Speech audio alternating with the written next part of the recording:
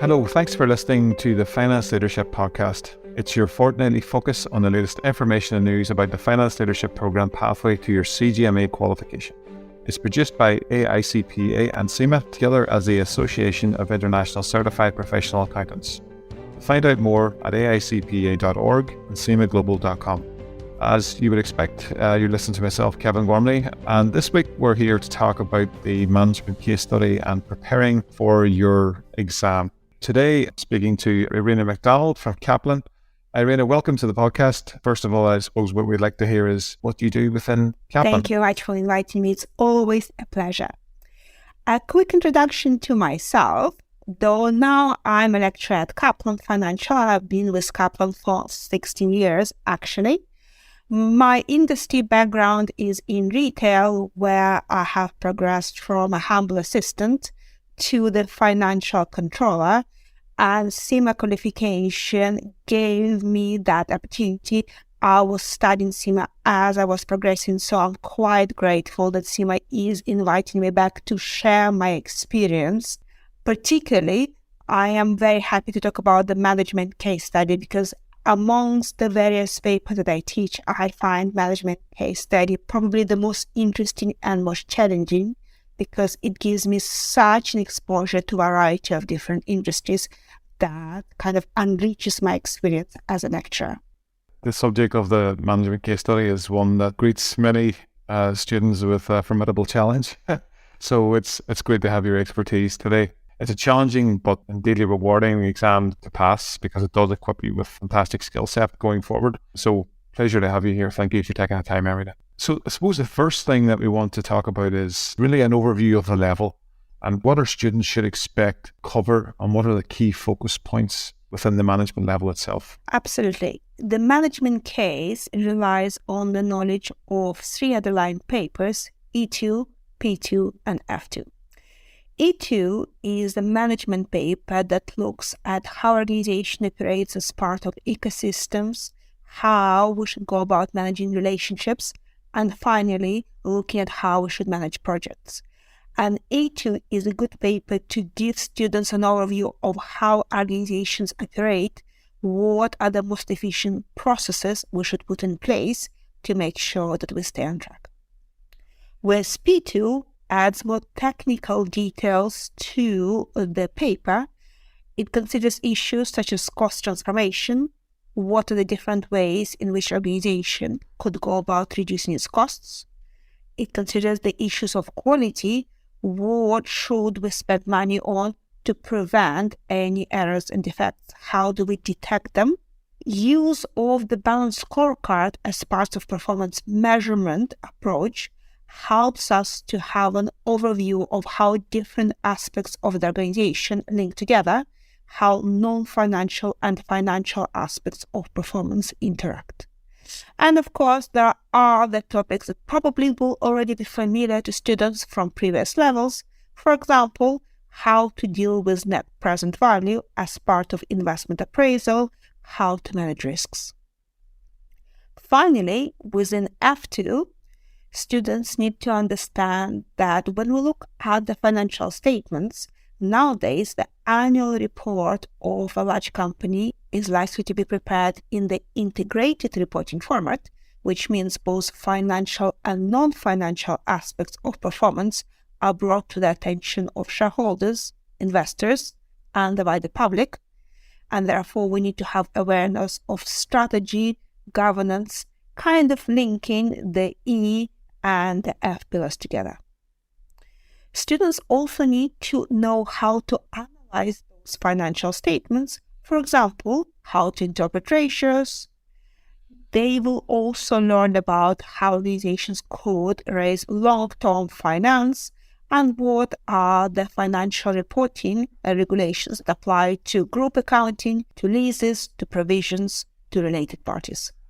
Can you identify any core areas that really challenge students? I mean, if you had to pick maybe top 5 most challenging components of the level. Without doubt, F, the financial accounting component, is historically the most challenging one. Because often when students look at the financial accounting, they focus on the figures and where the debits and the credits go, Whereas at the level of management case study, you need to explain why a particular accounting treatment may or may not be appropriate to the circumstances.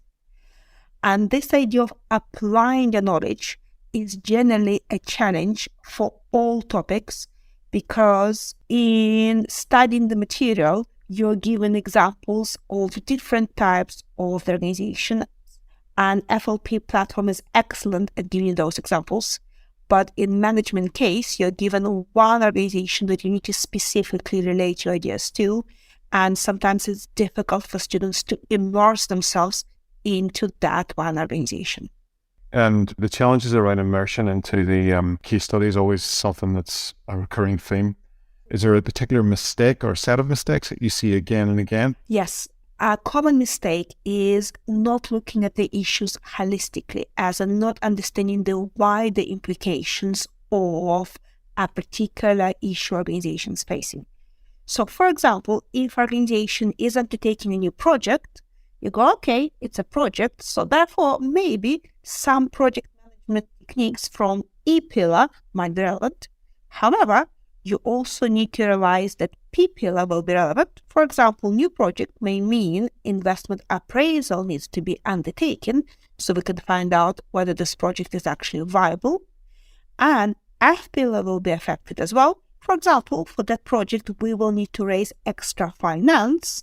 So we need to understand what's currently happening in our financials to be able to understand whether we're going to be eligible to raise debt or equity finance, as an example. Okay. Within the FLP platform, obviously, we see a lot of focus on the core activities, which tend to be the most recurring themes in the platform. But in your opinion, what's most commonly examined within the case study exam?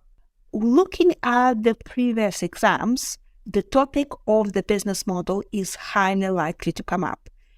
All of the pre-scenes in the recent past have contained a diagram of the organization's business model, and therefore we should expect the question of how this particular new strategic initiative is likely to affect the business model. An organization exam is likely to undertake a project, and therefore we need to know about project management techniques, and general management skills such as how to build an effective team are also core. When it comes to performance management, we might need to think about challenging the net present value calculated that we have been provided. We might need to think about transfer pricing, areas that students historically struggled with. We might need to think about raising finance, or with financial accounting, issues such as goodwill, accounting for intangible assets, or dealing with provisions have also been frequently examined. Yeah, there's lots of really useful areas of focus there for students in their preparation activities. But in terms of the actual delivery and completion of the exam itself, previously we've had podcasts that focus on exam technique and various attributes within that. Do you have any key tips for preparing for the management case study? I do believe that preparation is the key to success. And many students struggle with the schedule, as then there are set deadlines at points at which the case is to be set. Those are set by CIMA. And the students often have to balance personal commitments, work issues, as well as exam deadlines. So creating a clear schedule of studies is probably the most important tip for success. Knowing when you have opportunities to revise, how much time you have available, and deciding for yourself which topic you're going to be revising at this point. Just saying to yourself, I'm going to revise, is often not good enough because it's too general.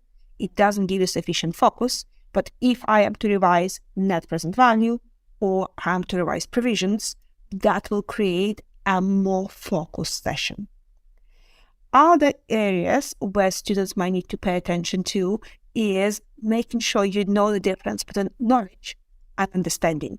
Knowledge means understanding what NPV stands for, whereas to take it a step further, you will need to think about how it works, how it applies, what is the relevance of this technique.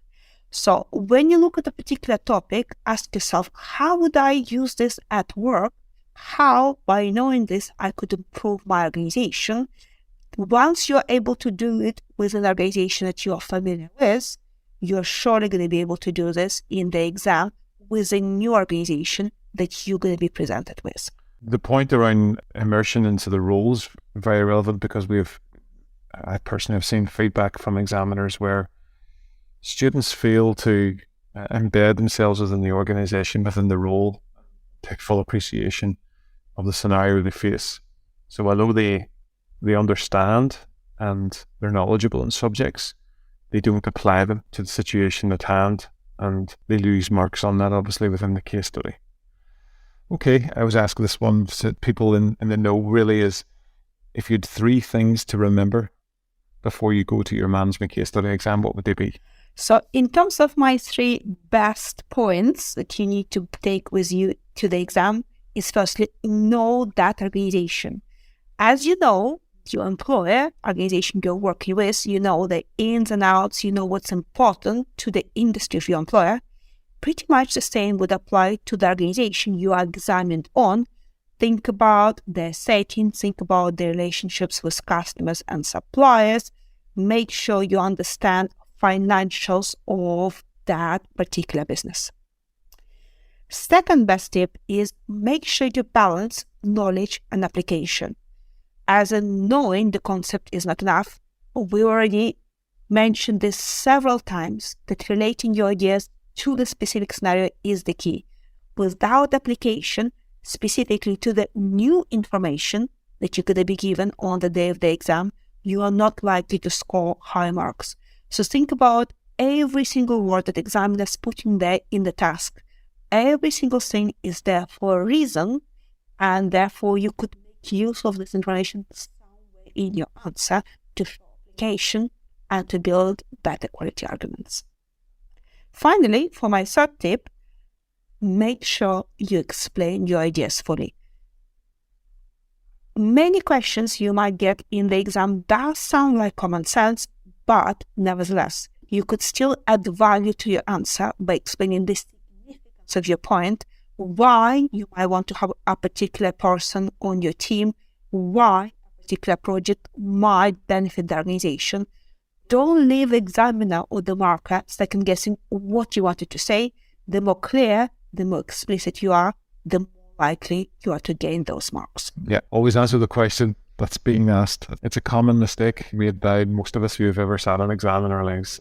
Thank you very much indeed for taking the time to talk to us and give your inside perspective on the management level and the management case study. Thank you for inviting me. So that's a good place for us to end the conversation today. There's plenty more to explore about the topic on our show notes. You'll find everything right there. For more information on the Finance Leadership Programme, go to enroll.cgma.org. Thanks again to Iryna, and of course, thank you for listening. See you again in 2 weeks. Goodbye.